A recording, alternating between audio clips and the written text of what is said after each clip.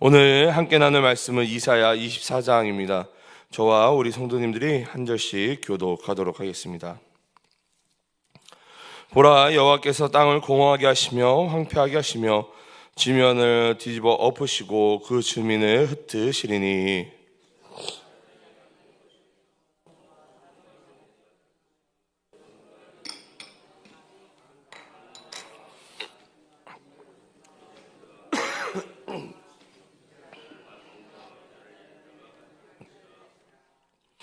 땅이 온전히 공허하게 되고 온전히 황무하게 되리라. 여호와께서 이 말씀을 하셨느니라.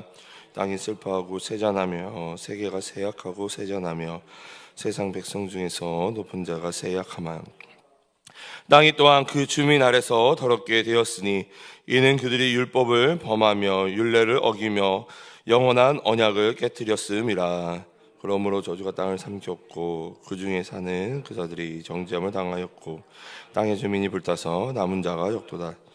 새 포도즙이 슬퍼하고 포도나무가 쇠잔하며 마음이 즐겁던 자가 다 탄식하며 기쁨이 그치고 즐거워한 자의 소리가 끊어지고 수금 타는 기쁨이 그쳤습니다. 노래하면서 포도주를 마시지 못하고 독주는 그 마시는 자에게 쓰게 될 것이라. 약탈을 당한 성읍이 허물어지고 입마다 다쳐서 들어가는 자가 없습니다. 포도주가 없으므로 거리에서 부르짖으며 모든 즐거움이 사라졌으며 땅의 기쁨이 소멸되었도다. 성읍이 항마하고 성문이 파괴되었느니라. 세계 민족 중에 이러한 일이 있으리니 곧 갈람나무를 흔들갖고 포도를 거둔 후에 그 남은 것을 주음 같을 것임이라. 무리가 소리를 높여 부를 것이며 여호와의 위엄으로 말미암아 바다에서부터 크게 외치리니 그러므로 너희가 동방에서 여호와를 영화롭게 하며 바다 모든 섬에서 이스라엘의 하나님 여호와의 이름을 영화롭게 할 것이라. 땅끝에서부터 노래하는 소리가 우리에게 들리기를 의로우신 이에게 영광을 돌리세야 하도다. 그러나 나는 이르기를 나는 세잔하였고 나는 세잔하였으니 내게 화가 있도다. 배신자들은 배신하고 배신자들은 크게 배신하였도다. 땅의 주민아, 두려움과 함정과 올무가 내게 이르렀나니 두려운 소리로 말미암아 도망하는 자는 함정에 빠지겠고 함정 속에서 올라온 자는 올무에 걸리리니 이는 위에 있는 문이 열리고 땅의 기초가 진동하며 땅이 깨지고 깨지며 땅이 갈라지고 갈라지며 땅이 흔들리고 흔들리며 땅이 시황자같이 비틀비틀하며 원두막같이 흔들리며 그 위에 제약이 중함으로 떨어져서 다시는 일어나지 못할. 그날에 여호와께서 높은 데에서 높은 군대를 벌하시며 땅에서 땅의 왕들을 벌하시리니 그들의 실수가 깊은 흙에 모인 것.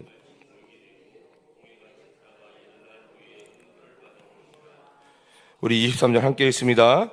그때 달이 수치를 당하고 해가 부끄러워하리니 이는 만군의 여호와께서 시온산과 예루살렘에서 왕이 되시고 그 장로들 앞에서 영광을 나타내실 것임이라. 아멘. 할렐루야. 할렐루야. 오늘도 이 새벽을 깨어 하나님께 예배하는 모든 성도님들께 하나님께서 복 주시고 은혜와 평강 내려주시기를 주님의 이름으로 축복합니다. 오늘 함께 설교를 나누기 전에 우리 성도님들께 먼저 부탁의 말씀을 드리도록 하겠습니다. 우리 오늘 우리가 협력하는 선교사님, 우리 선교사님께 조은주 선교사님께서 오늘 갑상선암 수술을 예정하고 계십니다. 우리 조은주 선교사님, 우리 갑상선암 수술 잘 진행될 수 있도록, 수술을 잘 받으실 수 있도록 의사들의 손을 하나님께서 만져주시고 또한 아무런 후유증 없이 잘 수술되어질 수 있도록 함께 기도해 주시기 바랍니다. 오늘은 이사야 24장의 말씀을 이 새벽에 우리가 함께 나누고자 합니다. 함께 말씀을 나눌 때에 성령 하나님께서 말씀을 조명하여 깨닫게 도와주시고 또한 깨달은 말씀을 붙잡고 기도할 때에 응답되어지는 축복 누리시기를 간절히 소원합니다. 오늘 살펴보고자 하는 이 이사야 24장의 말씀은 소위 우리가 이사야의 소묵시록이라고 많이 부릅니다. 다시 말해 하나님 앞에 범죄한 땅. 오늘 본문에서는 특이하게도요, 하나님 앞에 범죄하여 심판받게 될 것이 사람이 아니고 인간이 아니라 땅이라고 이야기를 합니다. 그래서 오늘 이사야 24장을 살펴보면요, 땅이라는 단어가 굉장히 많이 반복이 됩니다. 한 15번 정도 반복이 되죠. 아무튼 하나님 앞에 범죄한 땅이 어떻게 심판받게 될 것인지를 이 이사야의 묵시로 지금 예언하고 있음을 오늘 본문이 우리에게 보여주고 있습니다. 먼저 오늘 보면 이사야 24장의 구조를 좀 우리가 살펴보면요, 1절부터 13절까지는 최후 심판 날에는 하나님의 진노하심이 신분이나 지위 고하를 막론하고 온 세상 모든 사람에게 임할 것을 이야기하고 있습니다. 하나님의 심판의 성격과 원인 및 그 심판으로 모든 인간들이 그 땅에서 즐기던 모든 죄악된 기쁨과 쾌락이 완전히 소멸될 것임을 오늘 본문 이사야 24장 1절에서 13절까지는 보여주고 있다라는 것이죠. 이 24장 앞에서는 하나님이 이사야를 통해서 계속해서 이 범죄한 것들을 경고하십니다. 그리고 24장에서는 실질적으로 이사야를 통하여서 하나님이 이 경고 다음에 어떻게 심판하실 것인지를 묵시를 통해, 예언을 통해 말씀하고 계시는데, 완전히 심판하실 것들을 이야기하고 있다라는 것이죠. 거기에는 그 누구도 예외 없이 심판받게 될 것이다 라는 것들을 오늘 본문 1절에서 13절까지는 이야기하고 있는 것입니다.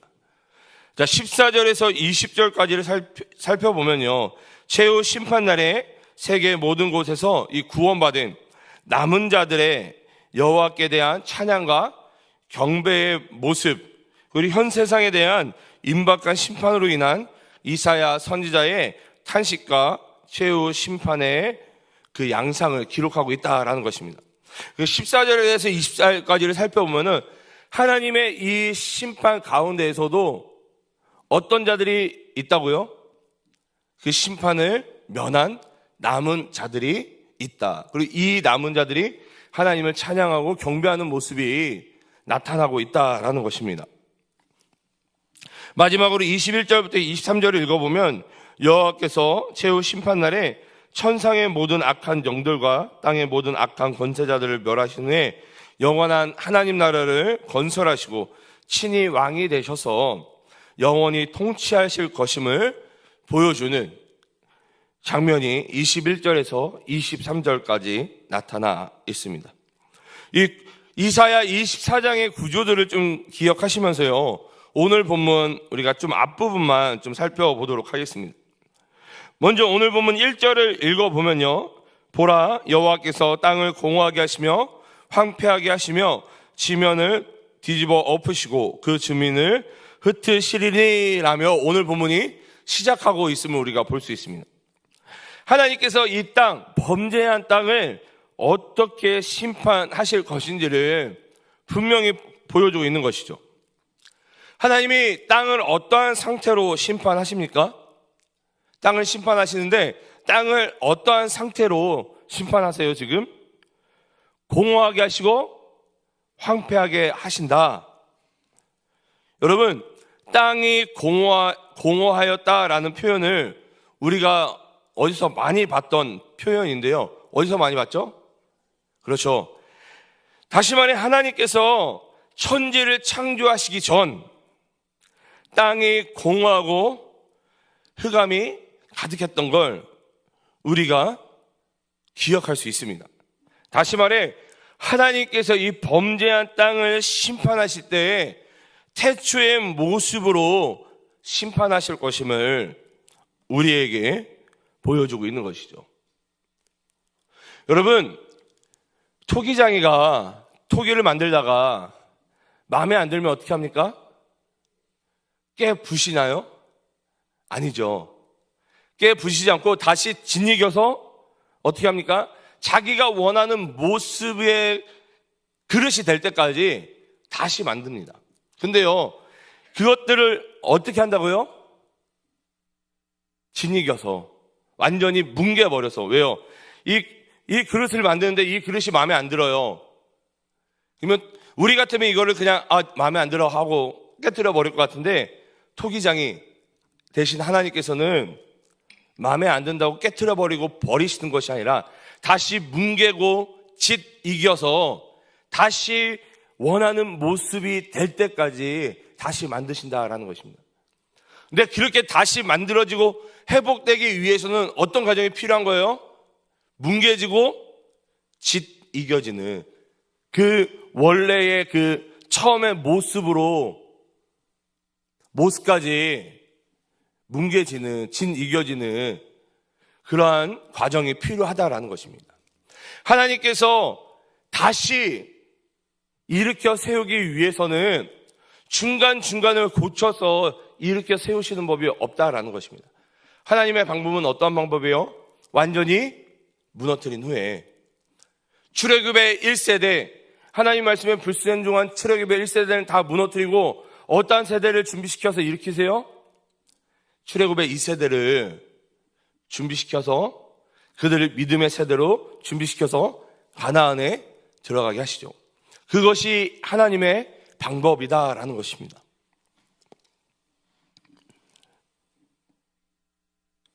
다시 말해 하나님께서는 이 범죄한 땅을 심판하실 때 태초의 모습으로 심판하실 것을 우리에게 보여주고 있는 것이죠.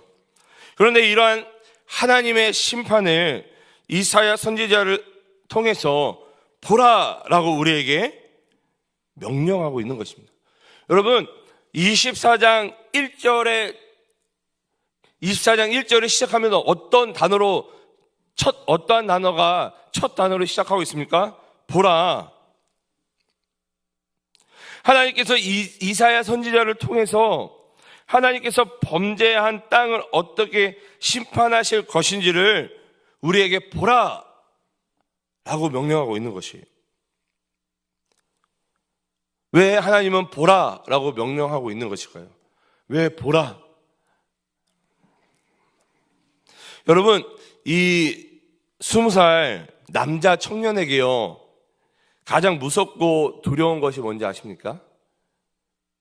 이 20살 남자 청년에게 조만간 조금만 있으면 이제 어딜 들어가야 돼요? 군대를 들어가야 되죠.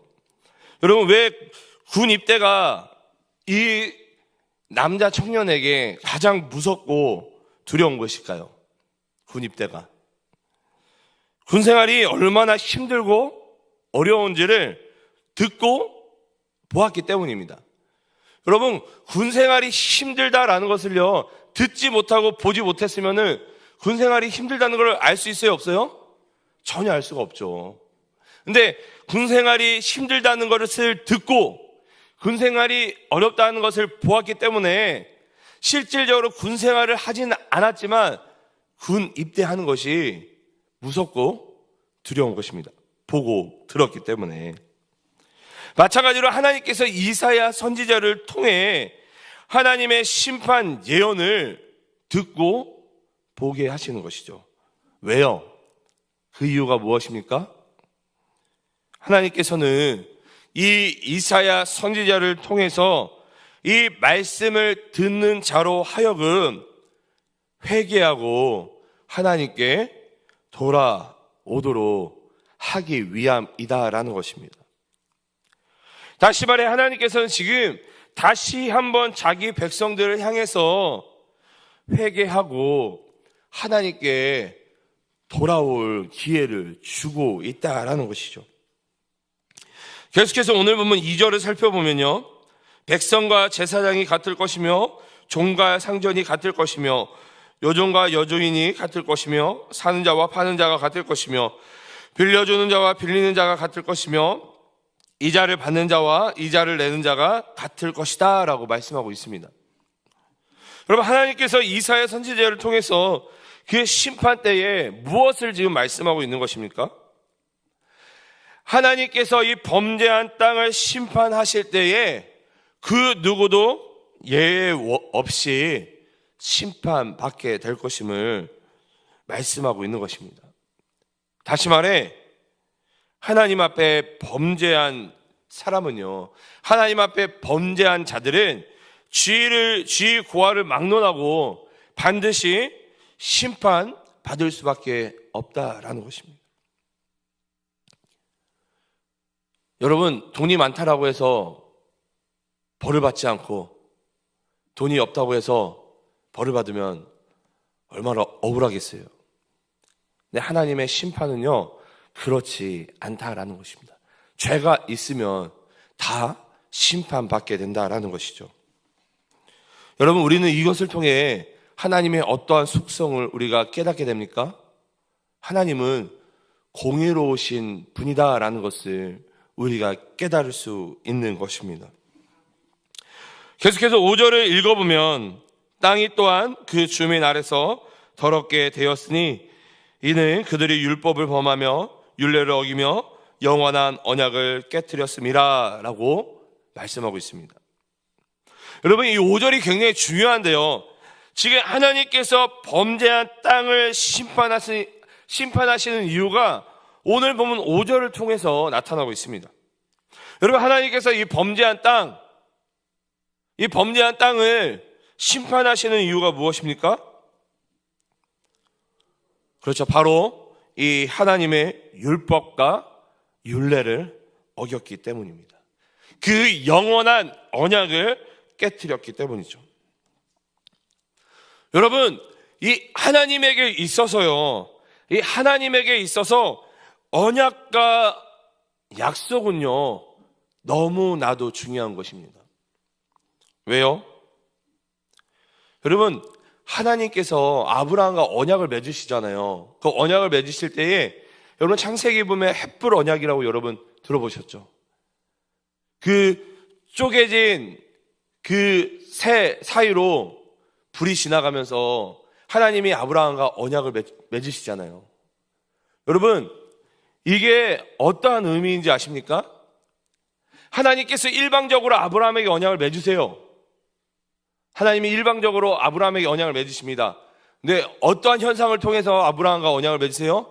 쪼개진 새 사이로 불이 지나가면서.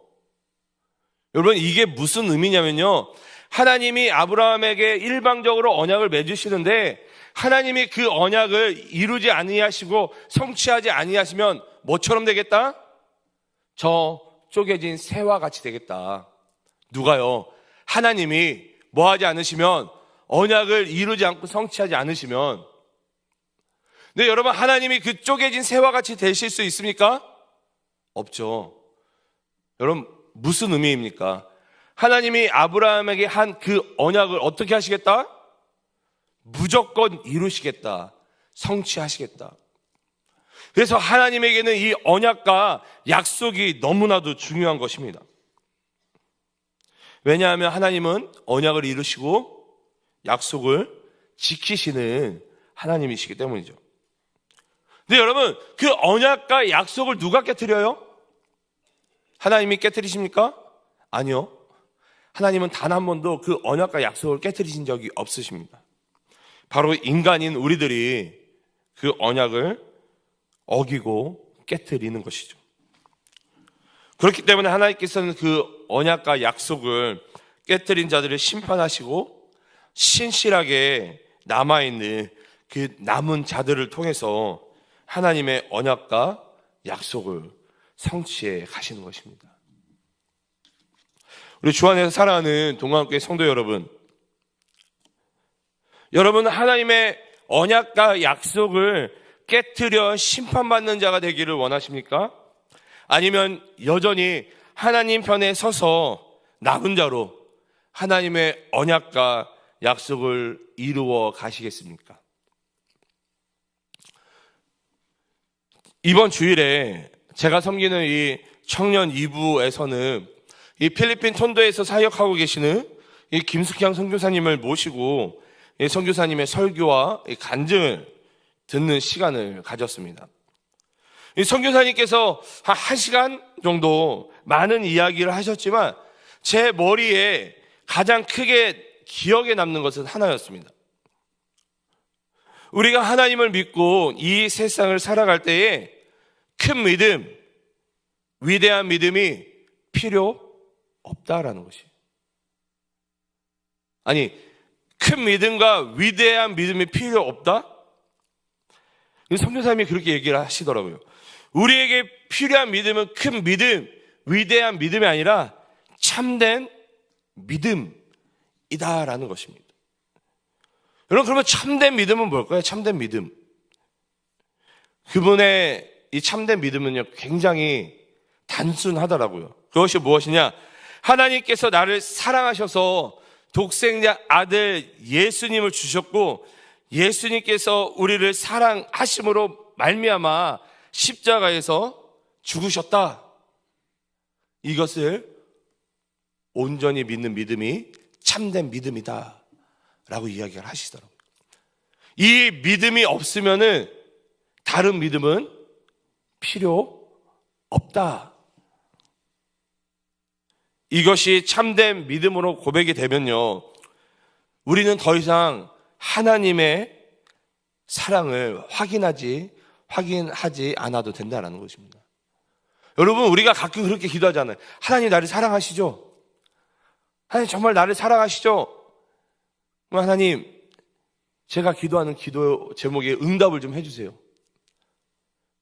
하나님 나를 사랑하시죠? 근데 여러분, 하나님이 나를 사랑하셔서 예수 그리스도를 이 땅 가운데 보내주시고 예수님께서 나를 사랑하셔서 십자가에 못 박혀 죽으셨다라는 것이 믿음으로 고백이 되면요, 하나님 나를 사랑하시죠? 예수님 나를 사랑하시죠? 이 확인이 더 이상 필요치 않다라는 것입니다. 그래서 그 참된 믿음으로, 그러나 그 참된 믿음의 고백이 있으면 나를 향한 하나님의 사랑을 계속해서 확인하는 것이 아니라 하나님이 나를 사랑하신, 예수님이 나를 사랑하시니 이제 내가 어떻게 하나님을 사랑하며 살까, 어떻게 예수님을 사랑하며 살까 고민하고 질문하게 된다는 것입니다. 그 참된 믿음의 고백 위에 이제는 하나님의 사랑, 예수님의 사랑, 성령의 사랑을 계속해서 확인하는 것이 아니라 이제는 내가 하나님을 어떻게 사랑하며 살까, 예수님을 어떻게 사랑하며 살까, 성령님을 어떻게 사랑하며 살까 고민하고 질문하게 된다는 거예요.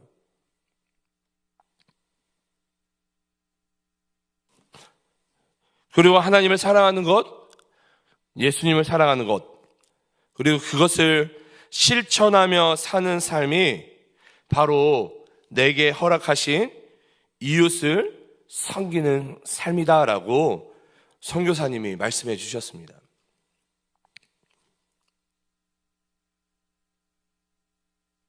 그럼 내게 허락하신 이웃을 온전히 섬기는 삶은 무엇일까요? 예수 그리스도의 복음의 증인으로 예수의 향기로 살아가는 것이다 라고 선교사님이 말씀해 주셨습니다. 그리고 이것이 예수님께서 우리에게 주신 가장 큰 계명인 하나님 사랑과 이웃 사랑인 것이죠. 여러분, 이사야 24장에 나타난 땅들이 하나님께 심판받는 이유가 뭐라고요?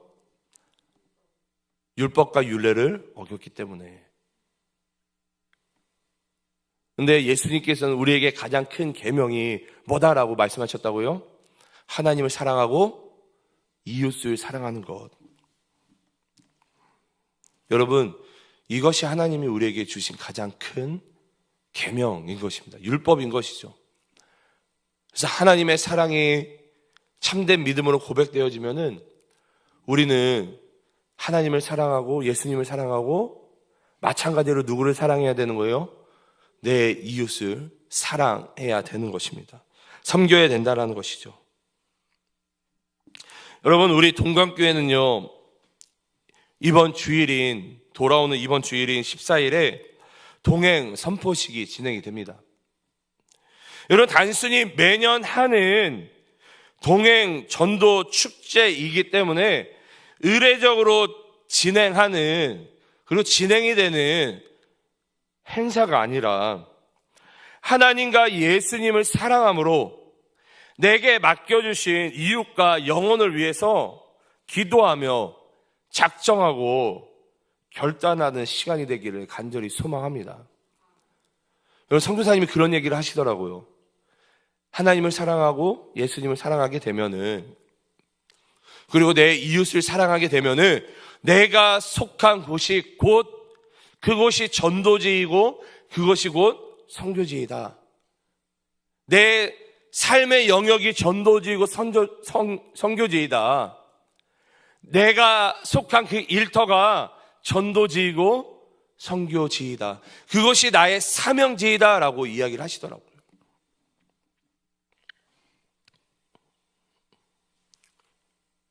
여러분들이 속한 영역, 가정과 여러분들의 일터가, 여러분들이 속한 영역이 여러분들의 사명지가 되기를, 그곳 가운데 예수 그리스도의 향기를 온전히 내뿜는 우리 성도님들이 되시기를 간절히 소망합니다.